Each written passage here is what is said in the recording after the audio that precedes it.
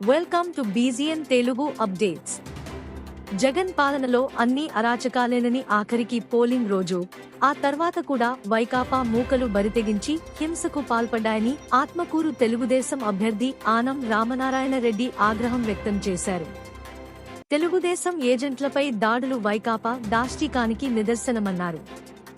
వైకాపా ఓటమి ఖాయమని ఐప్యాక్ సిబ్బందితో జగన్ తీసుకున్న సెల్ఫీ చివరిదని ఎద్దేవా చేశారు. అధికారంలోకి వచ్చేది కూటమి ప్రభుత్వమేనని ఆనం ధీమా వ్యక్తం చేశారు. చేయడానికి కూడా సిద్ధపడ్డారు. ఏంటి అసలు ఏం జరుగుతుంది ఈ రాష్ట్రంలో? ఈ దేశ ఎన్నికల కమిషన్ ఏం చేస్తుంది? గ్రామాల మీద దాడులు జరుగుతున్నాయని, వ్యక్తుల మీద దాడులు ప్రోత్సహిస్తూ ఉంటే మరి ఎక్కడ ధర్మం, న్యాయం, ఎక్కడ రాజ్యాంగం పరిడి వెళుతుంది ఈ దేశంలో?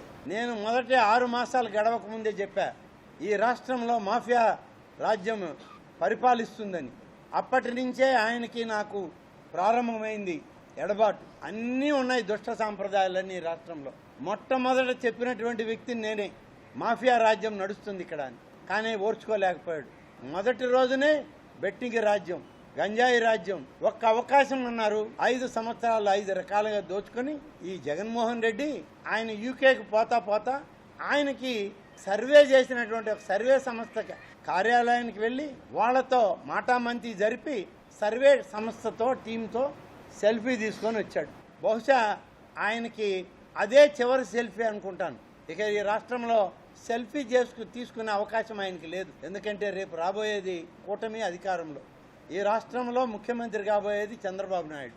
ఈయన దగ్గరకు పోయి సెల్ఫీ తీసుకునే వాళ్ళు ఎవరు? Thanks for watching బీజీఎన్ Telugu.